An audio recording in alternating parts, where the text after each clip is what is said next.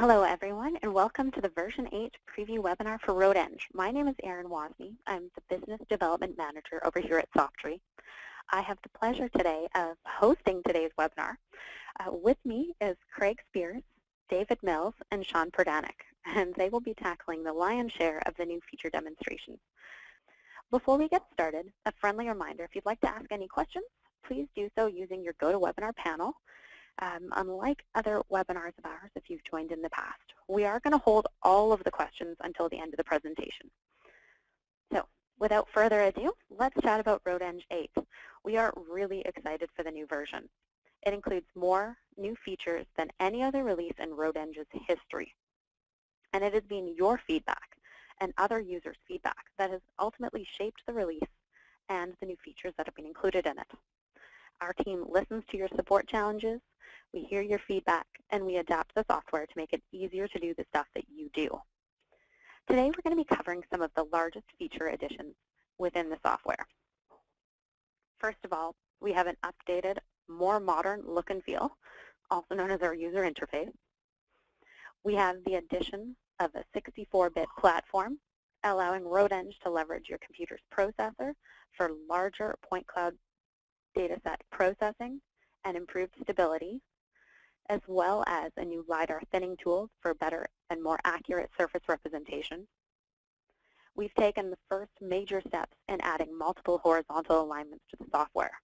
You can now feature more than one horizontal alignment in the same design file, allowing you to compare costs, visualize road networks, and visualize intersection locations.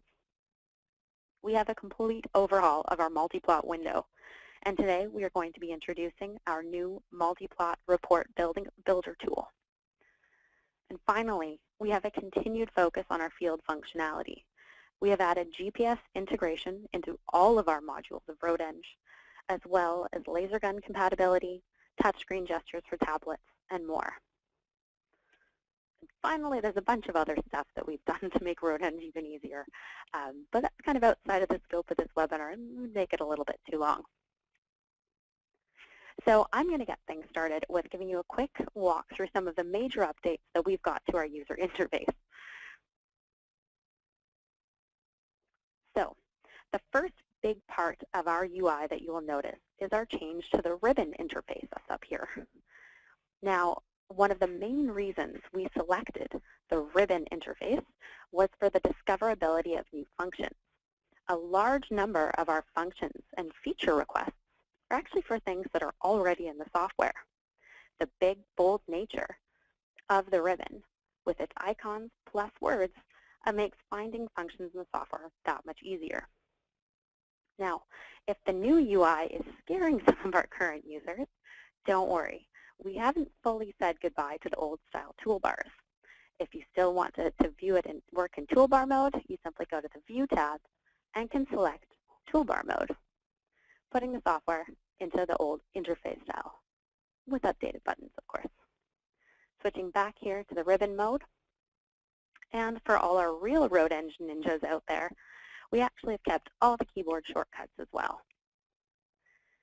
Each window has its own context window. Here I am in the Plan window, and you'll see that I've got a Plan tab. This is activated when we activate a window. These menus contain a grouping of functions that are relevant to the window that you're in. The next major piece of UI that we have in each of our modules is called the navigation bar, or status bar. That's located down here at the bottom of my screen.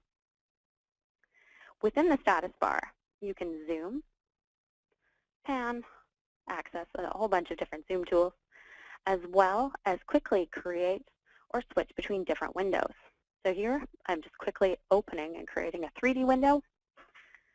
You can arrange your windows and get the status information for the current selected feature, including its name and positional data. Our final major piece of UI change that I want to highlight are our new panels.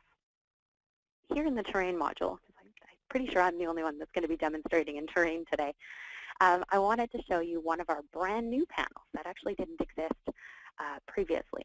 We now have something called the Feature Properties panel.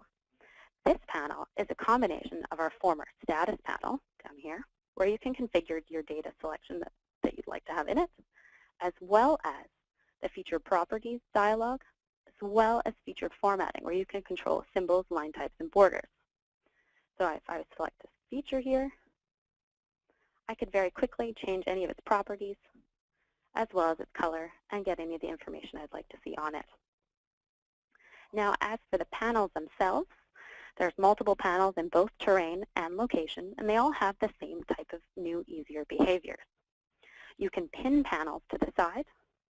Let's open up an extra panel here first. So we've got 3 panels now open. I can pin these to the side to make them easier to access and to give me more room on my screen when I'm working in a different window.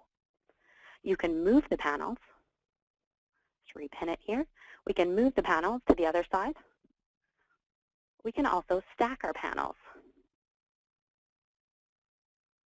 So a lot more versatile, as well as now with our featured window configuration tools, we're able to better, easier arrange our screen. So that's it for me for a very quick introduction to the new user interface for RoadEng. Up next, we've got Dave Mills. He's going to be taking us through multiple horizontal alignment. Okay, I'm good to go. I've got the thumbs up. What you're looking at here is an example I've showed it quite a few times when demonstrating our optimizer and how you can check the cost of 2 different horizontal alignments, except in the past I had to have 2 versions of the location module running to see 2 different alignments. Well, here's alignment number 1, and here's alignment number 2. There's the profile for alignment number 2, mass haul, etc., all up to date. Just switch back to alignment number 1, and you can see, yeah, there's a different profile, different mass haul, different alignment. That same is true as the costing over here on the right-hand side. The alignment properties panels changed quite a bit in version 8, but you can see that we still have the costing options at the bottom and the tree at the top. And we've added some buttons and changed the functionality a little bit. Big change for the point of view of this little demonstration is that we now have multiple horizontal alignments, and you can name them different things. You can view them, unfortunately, fully view them only one at a time, but partially view them in the plan window. I mean, there's my other alignment. You can see it there. You can see the slope stakes and so on. They're in the background because I'm looking at alignment number 1. But as soon as I switch over, you can see them in full detail. Right, so comparing costs is now just a little bit easier. We haven't quite got the compare with current thing working yet. That's coming very soon. But here we are looking at alignment number 2. We've got $101,750. Switch it over, and the other one is 107. So clearly we should use alignment 2. And that's kind of interesting because alignment 1 is shorter. It's only what, we're at station 2, 2800 here. And if I switch, that same point is station 2200. Oh, I think I have a different start station. Trust me, the bottom one is a bit longer, and yet it's a little bit cheaper. Okay, interesting. Now, what else can you do with multiple alignments? Well, I think the thing that is most obvious is that when we have multiple alignments in the same location design, it's nicer, it's easier to organize things. So if I take a look at my file format here, you say File, Save As, there's one file in there. Well, there's one location file. There is actually a terrain file as well. But seeing as I'm doing File, Save As location design, there's one file, DSNX. It contains everything that used to be in the old DSN, DS1, DS2, DS4, I think, anyway, all compacted into one file. And not only is the location for one design in there, but we've got, in this case, 3 alignments stuffed into that single file. Of course, you can't open that in version 7, but you can, if you wish, do a save as back to version 7 here, DSN. That'll just save the current alignment. Okay, so I've got multiple alignments here. What if I want to add another one? This is a kind of forest road application. We got some LiDAR in the background. I want to add a new alignment. This particular alignment on my terrain is called, there it is, road-p-line-2. Let's just add that. So horizontal alignments, add new one. It's called horizontal alignment 4, but I can change it. Call it road 4. Okay. Select the feature from the terrain.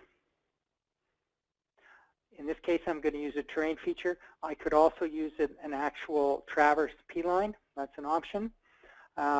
Next, templates or fixed sections. Oh, and templates. We've got a new alignment in there ready to start designing. So here I am in my vertical alignment designing the grades for my new road, and there it is in plan, and you can see all the other roads in there as well. Organizationally, this is great. I can keep one file with multiple roads, and things are just a little simpler. One more thing I wanted to point out, switch to another design. Here's a little design which I've used in the past to show how you can attach a ditch to a reference feature. Well, why not use a separate alignment? So in this case, I got two alignments. One is the roadway, one is the ditch line. What can I do with that? Well, I can design the ditch line. Normally, our templates would put the ditch up here, you know, a fixed distance below the alignment. Mind you, I don't have the other alignment on here. That's coming soon. But you get the idea. I can design the ditch as if it were an ordinary road center line. Once I've finished designing it, I can go back to my road and attach the cross-section to that ditch. This is the same process you would use for a divided highway. You'd have alignment 1 for road 1, alignment 2 for road 2, and you'd have templates that would connect between them. That's all going to be possible with our new multiple alignment functionality, and that's just about all I wanted to say, Aaron. If you want to carry on, I hope Craig's ready for the next bit. Actually, Dave, we are heading over to Sean. So Sean Prodanik, one of our newest applications engineers here at Softree, is going to be introducing us to MultiPlot Report Builder. From user feedback, we have learned that people wanted more than one multi-plot window and better page control. This has resulted in a complete overhaul of MultiPlot. MultiPlot now has a sidebar here which allows the user to have books, chapters, and pages. So within the chapter there are pages, and this all resides in one book. And you can see in this example, one chapter has the profile designs, another chapter would be cross sections, and there is a title page, so you have a complete document. You can also save the chapters individually and save the book individually, rather than before you had to save this in screen layouts. For adding data to a chapter, you can do this by cut and pasting. If I want to add, say, a logo, this will occur on all the pages. However, you can add also just to simply add a data table to one page. And you can see that this will be simply, you'll see a ghost image up there, but it will only be on that one page. This results in better document visualization. You can see the whole document. And also there are some improved functionality with the ribbon mode. If you want to align a window here, you can align it. You can choose to align it to the right, which will shift it right to the edge, or you can align it to the top. And it allows you a little more control of your windows. You can also lock your windows, so you can see there that that window was locked, and once you create a nice title bar such as this, you might want to lock it, so you can lock it in plan view, and then once you're in the other views, you actually can't move it. And it wasn't clear in previous, in version 7 if windows were locked. That was one of the feedback that we got. So another function that was added is the page size and page orientation used to be controlled by the printer. Now you can control the page size right in the ribbon. And briefly, I'll just talk about some other improvements. Graphically, when you look at when you move windows around, there's no longer a buffer. The buffer has been improved. When you want to access profile window options, all you have to do is double click, and if you want to remove your mass hall diagram, you can easily move them that way.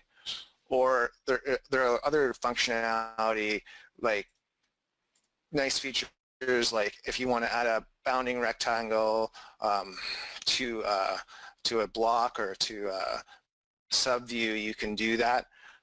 You can also, just for an example here, I'll add another chapter. So this is another chapter here, and I have a table in Excel that you might want to paste in there. So we have this paste special button that allows you to add that as a table and a separate page. So you have a complete document here, and pages can be added with pagination that will have, in this case, the pagination will just be for a single fixed page, which is useful for adding title pages or charts, or you can add a fixed range, such as in profile and cross-section, where you want to display certain ranges of your plans. Thank you for your time today. I will pass this back to Erin now. Up next, we've got Craig Spears, and he is going to be introducing 64-bit as well as LiDAR, the new LiDAR thinning functionality. Thanks, Erin. I hope everyone can see my screen, and good morning or good afternoon. Yeah, I'm briefly going to talk about some of the new functionality that we've added to support 64-bit processing. I have to say this feature has been a long time coming. We've been asked for this for many years, and somehow it's eluded us, but we now have it. And essentially what 64-bit will give you is the ability to bring in more data, more LiDAR, more imagery, larger data sets than you have been able to in the past. I think RoadEng is well known to be a very fast tool for working with LiDAR, especially for those of you who've used big CAD software products. You've come to appreciate how quick RoadEng is with large data sets. Well, the addition of 64-bit capabilities is now going to allow you to handle bigger data sets in general. With that being said, I've got a little example here. It has about 11 million points in it, and previously RoadEng was topped out at about 5 million points on a 32-bit architecture. Now we've virtually increased that. It's unlimited. On my particular machine, I don't have a huge amount of RAM, so I've kept this model down to about 11 million points. Still, that's more than twice what we could do before. Let me just, as a quick example, I'm going to calculate a tin for this. I just rearrange my windows, and we'll go into the terrain modeling here and generate the tin just so you can have a look. Takes a second to come up. I'm just going to recreate the tin model, no contours.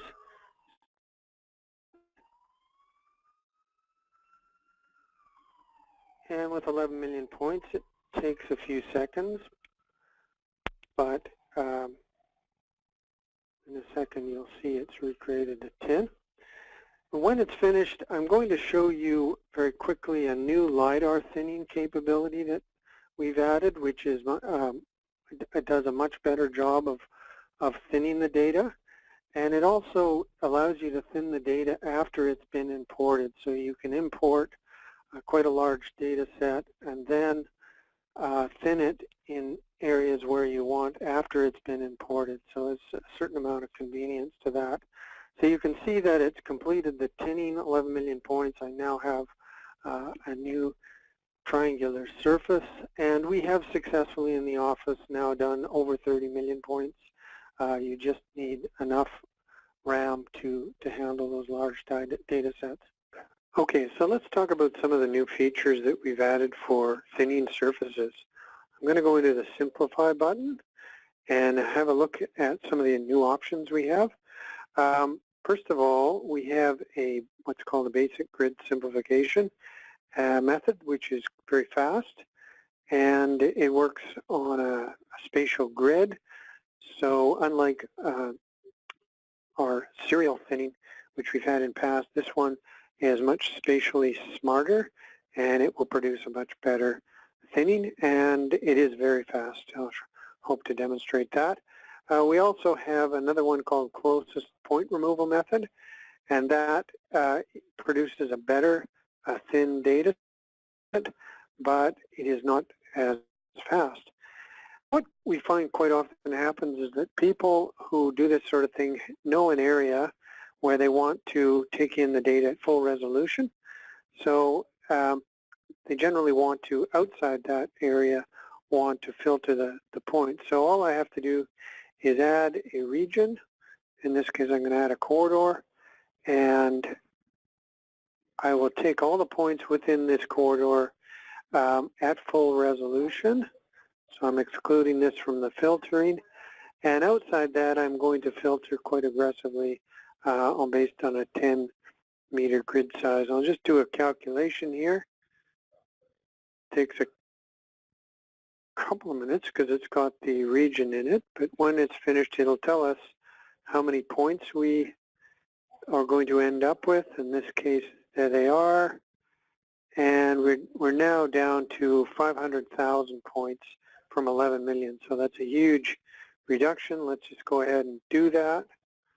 Warns us that those are going to be cleared, and there we go. We've got a thin data set, and we can quickly have a look at that in 3D here. Refresh our 3D window to tile these, and when it finishes redrawing, we can just scroll up to that position, and there you go. So we very quickly thinned a data set, and we're now good to go. Great, thank you, Craig. And he's also going to take you through some of our field improvements as well as GPS integration. So, over to you, Craig. One of our objectives in RoadEng 8 was to improve field usage of RoadEng, and that could be either heading out in a pickup truck with a laptop, or heading out into the field with a full-blown ruggedized handheld that runs Windows 10 like the Mesa unit, and actually running RoadEng in the field. So what we're looking at here is actually our office. We're in a building right here, and because I'm in a building, my GPS reception isn't very good. But with Windows 10, you can connect to a variety of different types of GPS devices, and one of them is it's called Windows Location Services, and it works just about anywhere you have network connectivity. It figures out where you are, and that's what I've got to use with this demo. Of course, if I had a better GPS, either recreational grade or higher mapping grade GPS, I could connect it with a standard NEMA interface, either a cable or a Bluetooth connection. And of course, with a higher grade GPS, you're going to get a much more accurate reading. Anyway, for testing purposes, this example gets used quite a bit because this is where we live. And you see I've turned on the GPS, and I've got a road or route center line traced on here. And I can't do this obviously during the demo, but if I walked along the route, you would see my GPS tracking me. At the same time it's tracking my plan location, it's going to be picking up cross-sectional information from the nearest, from my nearest station. And it's going to display the cursor in my cross-section, and it's going to display the cursor in my profile window. Unfortunately, with this type of location services connection, the elevation accuracy is horrendously bad. So it's not a great example, but I think you appreciate the concept that you can take a design, head out in the field, verify the design, or maybe go out after construction has happened and drive along a road and see your cross-section, see what they should have been versus what was built. All those kind of things, you can do that very easily now. Just connect to a GPS in RoadEng and you have all this information available. Yeah, there's some technical issues that you have to be concerned about, and there's tools to give you the GPS status. You can see here my status changes, showing me that even with this location services, my connectivity is somewhat poor. Yeah, I'm going to just switch over now to the survey program, and this same map I've got now displayed in the survey notes module. So this is an application that forestry people are very familiar with. You've headed out and you're doing a low standard survey, and as you chain along, you can track your GPS position. Let me just turn this other one off. Turn that off for a second. I turn this one on. Same thing. As you traverse along, you're going to see your location of your current position, and also you will be able to set the coordinates of your current position based on the GPS coordinate that you have. And so here in this case, I'm at station 28 on this traverse. I can simply go into traverse set get XY. I tell it to set my XY, and if I wanted, I could set the elevation. I think I'll leave that off and just set the XY coordinate from my known GPS location. Set that. You can see there's a coordinate, and it's deviated from the compass bearing a little bit, and it's showing me the error.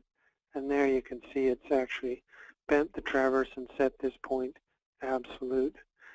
So yeah, this kind of capability, again, you can go out in the field with a standard RoadEng version and you can do things like this. The other thing that I won't demonstrate, but we have included, is the ability to interface with a laser gun. So if I had a laser set up here and I shot something, a dialog box would appear which showed the bearing and the distance to whatever it is that I shot, and you could either make that a foreshot, a back shot, or side shot, and have it automatically registered into the traverse as a shot. Obviously, there's some efficiency gains in doing that. So, yeah, we've done some things. We're going to continue to make RoadEng more field friendly. Another thing that we've done here is added gesturing so that you can scroll and zoom on touchscreen devices. Very, very convenient for the field. And I guess that sums up what I wanted to talk about with the field stuff. I just wanted to, I think Aaron will come back to this, talk about some of the other features, and there's many of them that we've implemented in version 8 that improve either speed, usability, functionality, and they're generally smaller things, but they all add up, and yeah, we're very excited about this release. Back to you, Aaron. Great, thank you, Craig. So that's it for our major features. I did, as Craig mentioned, I am going to highlight some of our more minor, but still significant, especially when they all add up. So some of the other things that we've done in RoadEng to help make your life a little bit easier. The first of these is an entirely new license manager.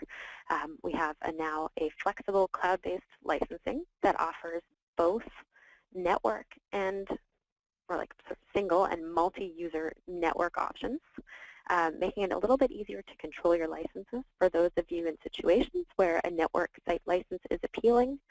Your IT support is going to love it. They're going to actually be able to manage and view usage of our licenses. And for the end users, you can now check out a license and take it off the network for up to 2 weeks at a time. So new flexible cloud-based licensing means you don't need to worry about losing your USB key or giving up one of those valuable USB ports on your computer. Next, we've got single file formats. This is really all about simplifying and making it easier to share RoadEng files. So in the past, we've had component files that accompanied both our .tar and .dsn file formats. Moving forward, it's just a .tarx and just a .dsnx. So a lot easier to share it, to save it, and to move files around. We've improved our reporting and our customizable attributes. And although that sounds like a mouthful, basically this means that we are giving our users more control in their reporting. You can create smart, user-definable parameters. Plus, given the request for this one, we've added configurable data window curve tables in as well. Our screen layouts have had a little bit of an overhaul. They now work much better when sharing files between computers, or if you're in a situation like I am where I run dual monitors, as you move the software between your screens, the screen layouts now interact and respond a lot better to your screen resolution and size. We've increased the number of terrain profiles available. Previously, this number was 10. Now it's up to 25. And I'll be really truthful. If we have users that are listening and want to have more, let us know. It's actually pretty easy to increase it. We just felt like there wasn't too many situations where people wanted more than 25. So we stopped there, but happy to keep going. And finally, as our screens start to improve, we've got new 4K displays that are out there and touchscreen devices. It's very important to have full compatibility with these. So RoadEng now works with 4K and touchscreen displays. As Craig mentioned, we do have the gestures, and for 4K, all of our menus and toolbars and such work perfectly with it. Okay, so thank you, first off, for coming back into a second webinar, humoring us while we had 5 minutes of, I'm not going to lie, absolute panic over here on our side while we tried to figure out what the heck is going on and what do we do. So thank you for that. And as I mentioned at the start, there is a lot packed into version 8. And come mid-October, we are very excited to share it with you. If you're a user that's on support, you're going to be receiving some communications before then with details about all the different licensing options you can upgrade for free to. And if you're running an older version of the software, you can get a little bit more info at softree.com/v8. And now that concludes our formal presentation, but I want to turn it over to questions, and we've been kind of holding them since the start. So if you've got a question, by all means, please type it into the GoToWebinar panel, and I'm just going to be divvying these up amongst our team here and answering them. So our first question, and I think, Dave, this one's coming to you.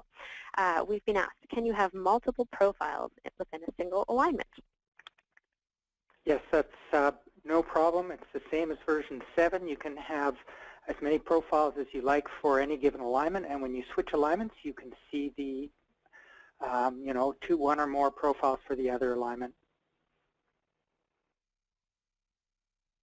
Excellent. I hope that answered that question for you. Our next question, could we add eye height and rod height to the laser gun shot? Craig, this one's for you. I'm not sure. The laser gun that we've been working with is LaserTech. Forget the model number, True Pulse. And so if that capability is in there, then we can get it. Perhaps you could send us an email and I could report back to you on that one, because I can't answer it fully without doing some investigation. But we should be able to. We do read different formats from the laser gun. So if you're an existing user who's been working with the laser gun, yeah, send us an email and I can report back to you on that. David here, just to interrupt. You can put in object height and rod height in the notes, and the question is whether they really the only question here is whether you have to do it for every shot or whether it's going to be sort of more automatic, and we can look into that. Okay. Excellent. Okay, so the next couple questions all seem decently long, so humor me while I attempt to read them out nicely to the group. So I still see that there is a TR1 file. This is when Craig was in the survey map module. Does this mean that you can take an existing traverse file and rewalk the P-line with a tablet and georeference that old P-line? This would be very useful for old alignments now that can be redesigned on new LiDAR. The answer is yes. Well, let me backtrack. I didn't fully understand your question. So you have an old traverse, and you would like to incorporate LiDAR with it. If that's the case, then yes, you can. There's some tricks to doing that. Perhaps this one is a better answered outside this difficult interface where we have to type in information. There's quite a bit of flexibility in working between and with LiDAR and traverses. So you can. I have a point to add here, Craig. Sorry to interrupt. Well, I think the main point of this question is, can I take my old traverse and georeference it in 2 or 3 places so that when I bring it back into RoadEng, it lies properly on the LiDAR file? And the answer to that is absolutely yes. You just have to find the coordinates of the endpoints and maybe a couple of points in the middle and set them absolute, and your traverse will now be properly georeferenced. And you can bring the notes with you on a tablet and do it in the field, or you can simply record the track and come back and do it later in the office. All you need to do is get those absolute coordinates, and with the new features, you can do it in the field. So yeah. Yes. Excellent. And we, the person who asked that question, we can absolutely have an offline conversation with you if you have any other questions or need some more clarification, because I think, yes. Moving to the next question. Dave, this one's for you. With the dual alignments, ensuring that at a junction, the elevations are the same for each road, and if you create a 3D version of the alignment, will it show the 3D version of the 2 alignments combined? Yes, and maybe. Basically, you can adjust the alignment elevations independently, and of course you can set any elevation you want to whatever accuracy you want. So, and you can see them in both plan and profile. So yeah, you can get things lined up the way you want. The intersection of 2 roads, to avoid double counting and maybe put in fillets on the shoulders, that's not completely finished in RoadEng. We're working on that. But if you export them judiciously into the terrain module, you can sew them up into one surface so that you've now got a design surface for 2 intersecting roads that looks pretty good. And there will be improvements to intersection design in the future, but the basic stuff is it's all there now. You know, you can get your elevations correct. You can display them in various formats afterwards. Does that answer your question, George?